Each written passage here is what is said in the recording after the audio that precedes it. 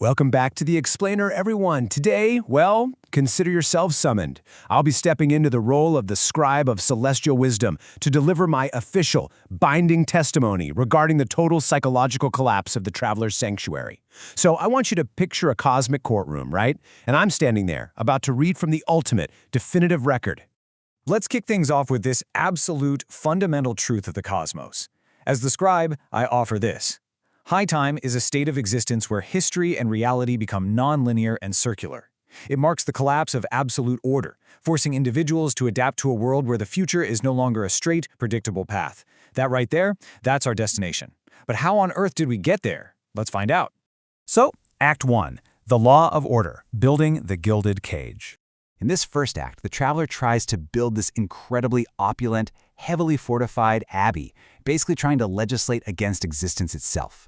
And what's super fascinating here is how perfectly our cast maps onto Sigmund Freud's structural model of the psyche. It's spot on. The traveler, he's acting as the fragile ego, just desperately seeking control. Then you've got the Crimson Doctor, serving as the chaotic id, or the ecstatic shadow. And then there's me, the scribe, embodying the rigid, watchful superego, just quietly observing the ego's frantic attempts to build these massive walls.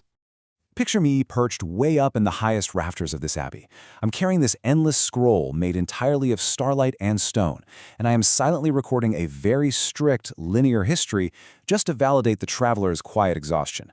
From hour 1, boom, massive iron gates are locked. Day 1, absolute rules are cataloged. By year 1, time is forcefully frozen, and my silent presence up there simply acted as an internal judge upholding this grand illusion of a peaceful sanctuary.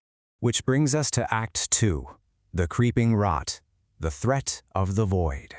Now, as your guide through this pretty dark fable, I have to point out how trying to literally deny the void just inevitably destroys the ego. The traveler's Thanos drive, you know, that unconscious pull toward death and complete stasis? It triggers this massive internal psychic stagnation. And this rot, it actually attracts what we call the hunger, which is this psychic disease drawn specifically to inflexible structures. And step 3 is the grim reality of it all. The sanctuary actively transforms into a magnificent self-designed tomb.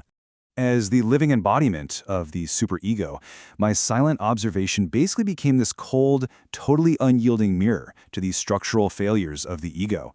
I didn't intervene, right? I just logged the decay. The text on my cosmic scroll actually started to blur, and these rigid linear records began to just loop back on themselves, completely mirroring the psychic stagnation that was curdling right there within the walls. Moving right along to Act 3, The Cynical Guest, The Arrival of the Id. Suddenly, the Crimson Doctor manifests directly inside the sealed abbey, completely bypassing all physical barriers. Those massive iron gates literally meant absolutely nothing.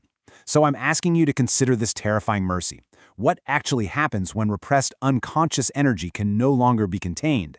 Well, it definitely doesn't politely knock at the front door. It erupts from within, forcing this violent, head-on confrontation with the subconscious. The cynical wisdom of the Doctor totally shatters the illusion. He acts as the sudden, explosive return of the chaotic id. As the official record states, he is, quote, a jagged blade of truth openly mocking the vanity of the traveler's iron gates and the scribe's unyielding laws. And what this brilliant twist illustrates is that the Doctor isn't some outside invader at all.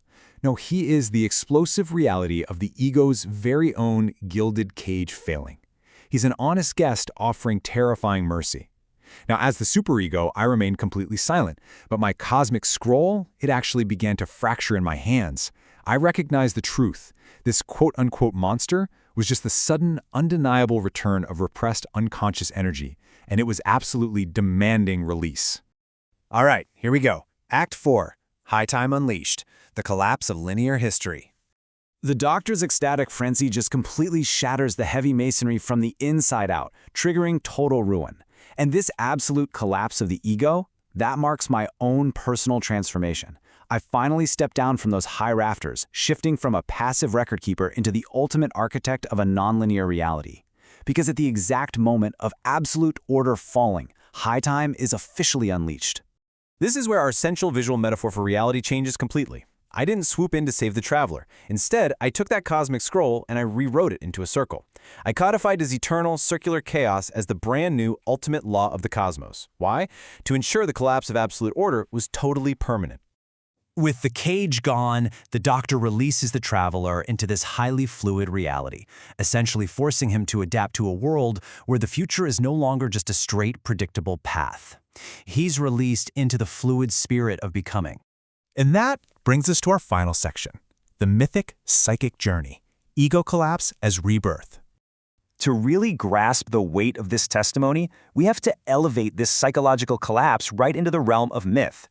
Because when we compare these psychological archetypes to classic hero journeys, a pretty profound parallel emerges. Over on the left, you've got Freud's ego collapse, where the chaotic id violently shatters the fragile ego and those rigid laws of the superego. But look on the right at the hero's journey. The call to adventure acts as this terrifying disruption, literally forcing the hero into the belly of the whale to evolve. So we start to see the Crimson Doctor not as a villain, but as a completely necessary chaotic catalyst for actual growth.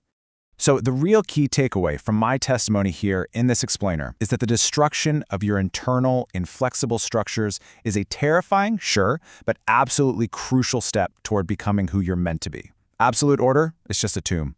Repressed energy absolutely demands release. And the collapse of control is a literal prerequisite for transformation. You just have to adapt to the circular chaos. As I formally close my cosmic scroll, I want to leave you with this final, kind of provocative thought regarding your own mind.